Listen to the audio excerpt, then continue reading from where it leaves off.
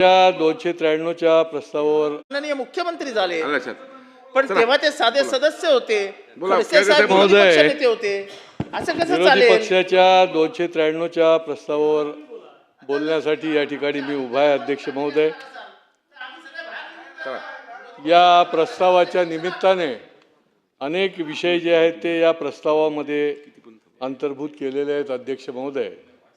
पण खरं म्हणजे ज्या 2014 साली महायुतीचं सरकार आलं, केंद्रामध्ये असेल किंवा राज्यामध्ये असेल, मोदी सरकार, फडणवीस सरकार, जर दृश्य स्वरूपामध्ये, प्रत्यक्ष स्वरूपामध्ये जर आपण बघितलं तर एक भाग्य विधाते अशा प्रकारचं सरकार आपल्याला या ठिकाणी बघायला मिळालं. अनेक प्रकारच्या योजना, अनेक प्रकारचे नियोजन, अनेक प्रकारच्या निरनिराळ्या प्रत्यक्ष कामं ही सरकारच्या माध्यमातून झालेली देखील आपण बघितली. हे आपण विसरून चालणार नाही अध्यक्ष महोदय. मग रस्ते बांधणी असेल, निरनिराळ्या प्रकारचे मेट्रोचे प्रकल्प असतील, कोस्टल रोडचा प्रकल्प असेल, हे सगळं वाहतुकीची कोंडी दूर करण्याकरता जेवढ्या म्हणून योजना आणता येतील त्या सरकारच्या माध्यमातून आणलेलं देखील आपण बघतो आहोत, आपण बघितलं देखील आहे. अंतर्गत मेट्रोचे जाळं असेल, भुयारी मार्ग असतील, निरनिराळे महामार्ग रस्त्याचे असतील, आणि त्याच्यामुळे खऱ्या अर्थाने महाराष्ट्राला एक भाग्यविधाते सरकार बनून या ठिकाणी मिळालं. म्हणूनच महाराष्ट्राच्या जनतेने पुन्हा पुन्हा केंद्र सरकारमध्ये असो, मोदीजींनी तर रेकॉर्ड ब्रेक त्या ठिकाणी पंतप्रधानपद म्हणून तिथे काम करतायत, आणि या ठिकाणी देखील महायुती सरकार तिसऱ्या वेळेला या ठिकाणी काम करते. अध्यक्ष महोदय, हे जरी खरं असलं, शासन निरनिराळ्या प्रकारच्या योजना जरी करत असल्या आणि शासन ही गरीब कल्याणाच्या करता गरिबातल्या गरीब माणसाला बिंदू मानून काम करत असलं, तरी देखील प्रशासन जे आहे, या प्रशासनाला देखील वेळोवेळी ठिकाणावर आणण्याचं काम देखील पुढच्या काळामध्ये करायला लागेल, अशा प्रकारचं मला नेहमीच वाटत असतं. अध्यक्ष महोदय, या प्रस्तावामध्ये पोलिसांच्या घराच्या संबंधी देखील आलं.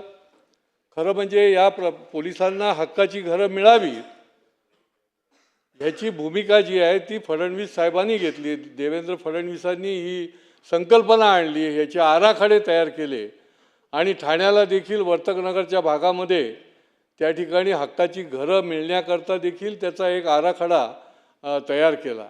अध्यक्ष महोदय, परंतु प्रशासकीय त्रुटीमुळे निरनिराळ्या ठिकाणी हक्काची घरं मिळण्याकरता ज्या गोष्टी करायला पाहिजेत, मग म्हाडाच्या माध्यमातून असेल किंवा निरनिराळ्या भूखंडाच्या माध्यमातून त्यांना इमारती बांधण्याचा पुनर्विकास करण्याच्या माध्यमातून असेल, परंतु प्रशासनाच्या दिरंगाईमुळे या योजना ज्या आहेत त्या मागे पडल्या. त्याला गती देण्याचं देखील काम करण्याची गरज आहे. अध्यक्ष महोदय, अनेक पोलीस वसाहतीमध्ये त्या ठिकाणी दुरुस्त्या पाहिजेत. शेवटी पोलीस हे 24 तास काम करतात, त्यांचे कुटुंबीय देखील त्यांना सुरक्षा सुविधा, त्यांना विविध प्रकारच्या योजनेच्या माध्यमातून त्या ठिकाणी चांगलं जगण्यासाठी त्या ठिकाणी व्यवस्था या असली पाहिजे. आणि त्यामुळे मला आनंद वाटतो की ठाण्यासारख्या ठिकाणी देखील 67 कोटी रुपये पोलीस वसाहतीच्या करता दिले. आम्ही पाठपुरावा केला, ही गोष्ट वेगळी, परंतु 67 कोटीच्या माध्यमातून त्या ठिकाणी पोलिसांची गरज जी आहे ती दुरुस्ती सुरू झाली. पोलिसांना त्या ठिकाणी विविध प्रकारच्या सुविधा निर्माण झाल्या, आणि ती कामं जी आहेत ती निरनिराळ्या माध्यमातून आजही सुरू आहेत. परंतु इथे थांबणार नाही, अजून याला गती देण्याची गरज आहे अध्यक्ष महोदय. आणि विविध ठिकाणी ठाण्याला देखील या पोलीस वसाहतीच्या बाजूला जे रिकामा भूखंड आहे त्या ठिकाणी इमारत बांधण्याची गरज आहे, त्याला निधी देण्याची गरज आहे अध्यक्ष महोदय. त्या ठिकाणी देखील मल्टीस्टोरेड इमारत निर्माण होऊ शकते, आणि त्या ठिकाणी पोलिसांना घरं मिळू शकतात, काही टक्के क्वार्टर म्हणून आणि काही टक्के हक्काची घरं म्हणून हक्काची घरं त्या ठिकाणी त्यांना मिळू शकतात. अध्यक्ष महोदय, आज या प्रस्तावामध्ये रुंदीकरणाच्या संबंधामध्ये देखील उल्लेख केलेला आहे. अध्यक्ष महोदय, आम्ही रुंदीकरण करतो, मग रस्त्याचं, निरनिराळ्या योजनांचं, परंतु जे बाधित झालेले आहेत आमच्या ठाण्यामध्ये, तर जे बाधित झालेले आहेत ते अक्षरशः ते अर्ज घेऊन पुढाऱ्यांकडे फिरतात, महापालिकेमध्ये जातात, निरनिराळ्या अधिकाऱ्यांकडे जातात, पण त्यांचं पुनर्वसन झालेलं नसतं. आपल्याला 10-10 वर्ष त्या लोकांना थांबायला लागतं. त्याची पुढची पिढी येते की माझं या ठिकाणी घर गेलं, माझ्या या ठिकाणी दुकान गेलं, पण त्याचं पुनर्वसन झालेलं नसतं. आणि त्याच्यामुळे त्याची श्वेतपत्रिका काढण्याची गरज आहे ठाण्यासारख्या ठिकाणी.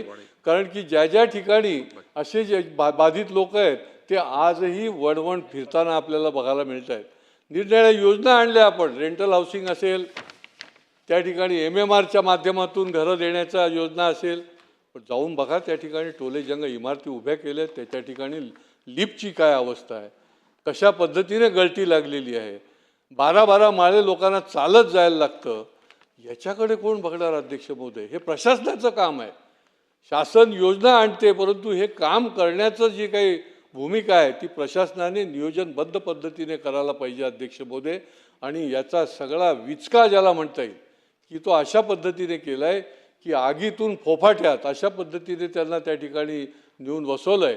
त्या ठिकाणी कुठल्याही प्रकारची व्यवस्था नाही, कुठल्याही प्रकारचं त्या ठिकाणी त्यांना जगण्याकरता जे ज्या गोष्टी लागतात सामान्यतः त्या व्यवस्था निर्माण झालेल्या आहेत अध्यक्ष महोदय. आणि त्याची देखील या ठिकाणी प्रशासनाने जर दखल घेत नसेल तर शासनाने त्याच्या डोक्यावर दांडू मारायला पाहिजे, त्यांच्यावर कारवाई करायला पाहिजे. कारण शेवटी गरीब कल्याणाचं हे शासन आहे, गरिबाचं कल्याण झालं पाहिजे. जो म्हणून बाधित आहे, जो म्हणून वंचित आहे, जो म्हणून पीडित आहे, त्याला न्याय देण्यासाठी शासन बसलेलं आहे. आणि त्या ठिकाणी जर प्रशासन त्या ठिकाणी करत नसेल तर हे करण्याचं काम जे आहे ते निश्चितपणे आपण केलं पाहिजे.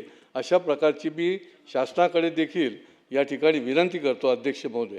आपण SRAच्या संबंधी SRA आणि निरनिराळ्या पुनर्वसनाच्या संबंधी देखील आपण बोललो अध्यक्ष महोदय. एक तर SRAच्या जे कार्यालय आहे ठाण्याचं, ही जी टोळी बसलेली आहे ही त्या ठिकाणी गरिबांच्या करता काम करणारी आहे का बिल्डर करता काम करणारी आहे, हा खरा प्रश्न आहे अध्यक्ष महोदय. बिल्डर धार्जिणे आहे, बिल्डरला जे काही योग्य करायचं असेल ते त्यांना करण्याकरता मदत करणारी आहे की खऱ्या अर्थाने झोपडपट्टी वासियांना मदत करणारी आहे, हा मोठा प्रश्न आहे. या संबंध SRA ऑफिसची, SRA कार्यालयामध्ये बसणाऱ्या अधिकाऱ्यांची चौकशी झाली पाहिजे अध्यक्ष महोदय. अशा प्रकारचा व्यवहार, निरनिराळ्या प्रकारचे जे SRAचे प्रकल्प चालू आहेत ठाण्यामध्ये, माझ्याकडे तर मी आठवड्याला 4 दिवस बसलेला असतो. अनेक प्रकारचे लोक माझ्याकडे येतात. मला माहिती आहे की कुठल्या SRA प्रकल्पामध्ये कशा पद्धती भाडी नाही, 10-10 महिने भाडी नाही, घरं सोडून जायचं, भाडं नाही आणि वणवण फिरायचं. आणि त्याच्यावर देखील SRA कुठल्याही प्रकारे बिल्डरवर कुठलीही कारवाई करत नसेल तर हा कुठला प्रश्न? हा प्रशासनाचा दोष आहे अध्यक्ष महोदय. आणि त्याच्यामुळे अशा पद्धतीने जे SRAच्या मध्ये जाऊन बसलेले माणसं आहेत यांच्या प्रॉपर्टीची पण चौकशी करा अध्यक्ष महोदय. यांची मालमत्तेची देखील चौकशी झाली पाहिजे. कारण की हे SRAचे अधिकारी झोपडपट्टी धारका करतायत का बिल्डर आहेत स्वतःच, त्यांचे लागेबांधे आहेत की काय, अशा पद्धतीने अध्यक्ष महोदय मी आजचं उदाहरण देतो आपल्याला. लुईसवाडीमध्ये अध्यक्ष महोदय त्या ठिकाणी प्रकल्प आहे, त्या ठिकाणी साई आनंद गृहनिर्माण संस्था, त्या ठिकाणी अजिंक्य महाराष्ट्र गृहनिर्माण संस्था स्थापून 10-10 वर्ष झाली. परंतु प्रत्यक्षामध्ये त्या ठिकाणी ज्या पद्धतीने काम करायला पाहिजे ते केलेलं नाही अध्यक्ष महोदय. 8-8 वर्ष उलटून गेली तरी देखील त्या ठिकाणी नाही. आणि याच्यामध्ये तर अजब आहे, म्हणजे जे विकासक आहेत या विकासकांच्या करता ज्या ज्या तरतुदी लागू होतात की ते विकासक म्हणून ॲक्सेप्ट करण्याकरता त्या तरतुदी देखील पूर्ण केलेल्या अध्यक्ष महोदय. याच्यामध्ये माझ्याकडे कागद आहेत, मी परत देईन आपल्याकडे, की त्यांना त्या ठिकाणी जे विकासक त्या ठिकाणी बसतच नाही, म्हणजे त्यांच्याकडे आर्थिक तरतूद नाही, अनसिक्युअर्ड लोन घेतलेलं आहे, त्या ठिकाणी खोटा दस्तऐवज दिलेला आहे, त्या ठिकाणी त्यांनी कंपनी ज्या वर्षाला दाखवलेली आहे तर 3 वर्षाची बॅलन्स शीट त्याच्या आधीच्या पण वर्षाची दाखवलेली आहे. SRAला दिसत नाही, SRAचे जे अधिकारी आहेत त्यांना कळत नाही. हा विकासक जो आहे तो त्यांनी रद्द केला गेला पाहिजे. अशा पद्धतीची प्रमोटर जो आहे तो प्रमोटरच्या कुटुंबामधला त्या ठिकाणी विकासकाचा पार्टनर आहे, जो त्या ठिकाणी सल्लागार आहे त्या सल्लागाराच्या कुटुंबातला त्या ठिकाणी विकासकाचा पार्टनर आहे. म्हणजे झोपडपट्टी धारक पण तेच आणि या ठिकाणी विकासक पण तेच आणि SRA पण यांच्या मुठीमध्ये. अशा पद्धतीने जर आपण करत असाल तर तुम्ही झोपडपट्टी वासियांना देशोधडीला लावण्याचं काम आपण करताय, संगनमताने हा काम करताय अध्यक्ष महोदय. आणि त्याच्यामुळे SRAचे असोत, अनेक प्रकल्प जे आहेत ते रखडले, त्याची पण श्वेतपत्रिका काढायला पाहिजे अध्यक्ष महोदय. तेव्हा आपल्याला कळेल की SRAचे अधिकारी या ठाण्यामधले काय करतायत. अध्यक्ष महोदय, जे CEO आहेत ते तर पार्ट टाईम आहेत, ते महापालिकेमध्ये पण आहेत, अतिरिक्त आयुक्त तिकडे पण आहेत. हे कुठला प्रकार आहे? एकीकडे सर्व ठिकाणी SRAचे प्रकल्प चालू आहेत जे गरिबाचे आहेत, आणि त्या ठिकाणी अशा पद्धतीने करत असेल तर हे याच्यावर तातडीने कारवाई करायला पाहिजे शासनाने. याच्यामध्ये अजिबात कोणाला सोडता कामा नये अशी परिस्थिती आहे अध्यक्ष महोदय. अध्यक्ष महोदय, या ठिकाणी पुनर्विकास जे आहेत, आता जुन्या शहरामध्ये निरनिराळ्या ठिकाणी पुनर्विकास होतात, किती लोकांना तुम्ही वेठीस धरणार आहात? पुनर्विकासाच्या नावाखाली विकासक त्या ठिकाणी येतात. अहो, EOWमध्ये 10 केसेस पडून आहेत आणि त्याला दिरंगाई होते, परंतु विकासक जो आहे तो निरनिराळ्या ठिकाणी दुसरीकडे त्याची कामं चालू आहेत. त्याची कोण चौकशी करणार? त्याच्यावर काय आळा आणणार अध्यक्ष महोदय? आणि त्याच्यामुळे माझी मागणी आहे शासनाकडे की आपण जसं इन्व्हेस्टमेंट करणाऱ्या लोकांकरता, ठेवीदारांकरता जसं MPID आपण आणलेला आहे, तसा SRAचे जे विकासक आहेत, पुनर्विकास करणारे जे विकासक आहेत, इमारत बांधणी करणारे जे बिल्डर आहेत, या सगळ्यांना MPIDच्या खाली घ्या अध्यक्ष महोदय. भाडी दिलेली नाहीत, MPID लावा. त्यांच्या बिल्डिंगवर, त्यांच्या निरनिराळ्या ठिकाणी जी प्रॉपर्टी असेल त्याच्यावर टाच आणा. हे कुठे लाखो लोक वणवण फिरणार असतील, हजारो लोक जर भटकत असतील, त्यांना जर मिळत नसेल तर हे बिल आणलं गेलं पाहिजे. प्रायव्हेट बिल देखील आम्हाला आणायचं आहे याच्यामध्ये, की यांना देखील MPID लावला पाहिजे. कारण की यांना काहीच नाही आहे, कोणाचीच त्यांना कुठल्याही प्रकारचा धाक नाही आहे. वर्षानुवर्ष अध्यक्ष महोदय पुनर्विकास लटकलेला आहे. माणसं म्हणजे ज्याचा मुलगा पहिलीत होता तो 10वीत गेल्यावर देखील त्याला एक वीट उभी राहिलेली दिसत नाही. आणि या बिल्डरांना तुम्ही मोकाट सोडणार का? बिल्डर धार्जिणे काम करणार का? अशा पद्धतीने तुम्ही प्रशासनातल्या लोकांना त्या ठिकाणी बिल्डर धार्जिणे बनवणार का? त्यांच्यावर कारवाई करा अध्यक्ष महोदय. आणि त्याच्यामुळे पुनर्विकासामध्ये देखील लुटारू अशा पद्धतीची कार्यपद्धती आहे. ही एक मोडस ऑपरेंडी अध्यक्ष महोदय. FSIचा वापर जो आहे तो स्वतःच्या विक्रीसाठी करायचा आणि काही महिन्यानंतर सभासदांचे भाडे देणं बंद करायचं. ज्येष्ठ नागरिक रस्त्यावर येतील, अनेकांना घराअभावी, पैशाच्या अभावी अकाली मृत्यूला सामोरं जावं लागतं. आणि मग ते दिवाणी न्यायालयामध्ये त्या ठिकाणी दिवाणी न्यायालयामध्ये जाब विचारणार का? आणि त्याच्यामुळे अध्यक्ष महोदय, बिल्डरने दिलेलं आश्वासन हीच ठेव मानली गेली पाहिजे अध्यक्ष महोदय. नाही तर त्याला MPID लागला पाहिजे. तुम्ही निरनिराळ्या पद्धतीची सांगणार, त्यांना भूलतापा मारणार आणि त्याच्यानंतर त्याच्यातली एकही गोष्ट करणार नाही, तर त्यांना MPID लागला पाहिजे. आणि त्याच्यामुळे याच्यामध्ये देखील हे आपण अंतर्भाव करा. केवळ त्या ठिकाणी इन्व्हेस्ट करणाऱ्या ठेवीदारांच्या बरोबरच यांच्यावर देखील MPID लावण्याची आपण अध्यक्ष महोदय तरतूद करावी. अशा प्रकारची मी या ठिकाणी अध्यक्ष महोदय मागणी देखील करतो. अनेक बाबतीमध्ये अनेक चांगल्या योजना आणल्या शासनाने. क्रांतिकारी योजना आणली, क्लस्टरची क्रांतिकारी योजना आली, परंतु प्रत्यक्षामध्ये त्या ठिकाणी ही बिल्डरने खाऊन टाकली की काय अशी परिस्थिती. आमच्याकडे तर ठाण्यामध्ये एक पण अजून क्लस्टर निर्माण झालेलं नाही.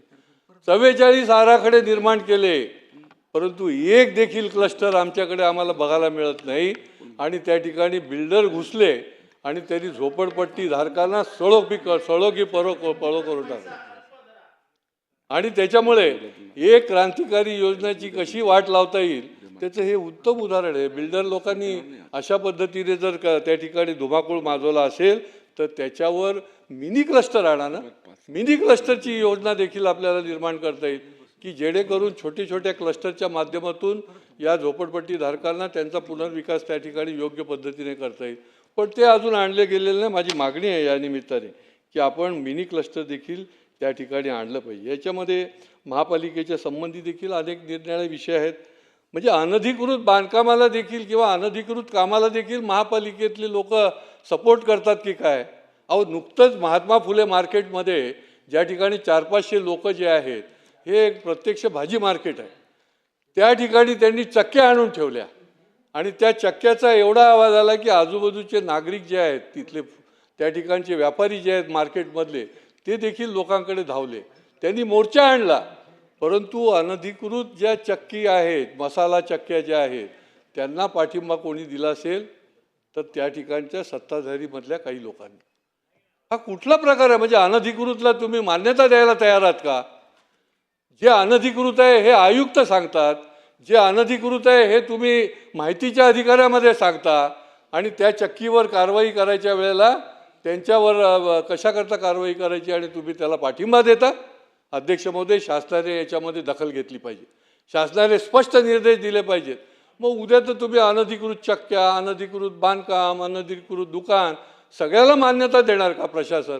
आणि प्रशासन मुख गिळून बसतं महापालिकेचं. आयुक्त 4-4 वेळा बैठका घेतल्यानंतर देखील प्रत्यक्ष कारवाई करायचे आदेश देऊन देखील, आणि त्याच्यामुळे लोकांचा याच्यावरचा विश्वास उडतो. अध्यक्ष महोदय, म्हातारी मेल्याचं पण दुःख आहेच, परंतु काळ सोकावतो. शासन कोणाचंही असो, त्या ठिकाणी कोणीही बसलेलं असो, पण शहरं जर विद्रूप करायची असतील तर तो तुमचा अधिकार नाही आहे. शहर विद्रूप जो करणारा असेल त्याला योग्य पद्धतीने धडा शिकवला गेला पाहिजे. अध्यक्ष महोदय, अशा प्रकारची मी या ठिकाणी माझी मागणी करतो. अध्यक्ष महोदय, कोळीवाड्यांचं सीमांकन देखील आहे, त्यांचा अस्मितेचा विषय आहे, त्यांच्या अस्तित्वाचा विषय आहे. शासनाने चांगला निर्णय घेतला, परंतु जर कलेक्टर आणि त्या ठिकाणची यंत्रणा काम करत नसेल तर त्या ठिकाणी त्यांचं सीमांकन कधी होणार, त्यांचं अस्तित्व कधी राहणार, आणि त्या ठिकाणी त्यांना संरक्षण कधी मिळणार? आणि त्याच्यामुळे अध्यक्ष महोदय, जे प्रशासकीय काम योग्य पद्धतीने करत नसतील तर त्याच्यावर कठोर कारवाई करायला पाहिजे.